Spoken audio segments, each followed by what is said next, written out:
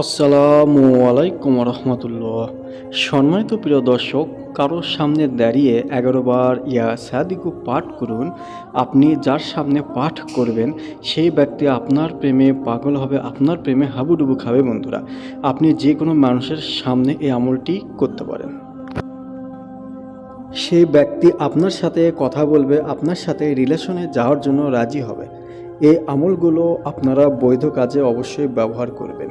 স্বামী স্ত্রীর মধ্যে যদি দ্বন্দ্ব হয় তাহলে স্বামী স্ত্রীর জন্য এই আমলটি করতে পারেন, তেমনি স্ত্রীও স্বামীর জন্য এই আমলটি অবশ্যই করতে পারেন। এই আমলটি করলে উভয়ের মধ্যে মহব্বত ভালোবাসা সৃষ্টি হবে। বন্ধুরা, আপনি আপনার অবাধ্য সন্তানকে বাধ্য করার জন্য এই আমলটি করতে পারবেন। শ্বশুর শাশুড়ি যদি ঘরের বউয়ের উপর অত্যাচার করে তাহলে সেই শ্বশুর শাশুড়িকে বাধ্য করার জন্য সেই ঘরের বউটি এই আমলটি অবশ্যই করতে পারেন। বন্ধুরা, তেমনইভাবে অফিসের বস যদি আপনার সঙ্গে খারাপ ব্যবহার করে, আপনাকে দেখতে পারে না, আপনি আপনার অফিসের বসকে বাধ্য করার জন্য এই আমলটি আজকেই করে দেখুন। ভিডিওটি যারা দেখবেন একটি করে লাইক অবশ্যই দিবেন। বন্ধুরা, যারা লাইক করবেন তাদের প্রতি রইল আমার মন থেকে দোয়া। আপনার পরিবারের অন্য সদস্য যদি আপনার অবাধ্য থাকে, সেই সদস্যকে বাধ্য করার জন্য আপনি চান যে সেই সদস্য আপনার কথা শুনুক, মানুক, তাহলে এই আমলটি সেই সদস্যর জন্য করতে পারেন।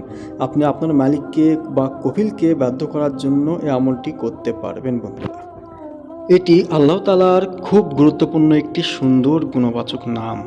আপনি ইয়া সাদিকু পড়ার মাধ্যমে খারাপ মানুষকে ভালো পথে আনতে পারছেন।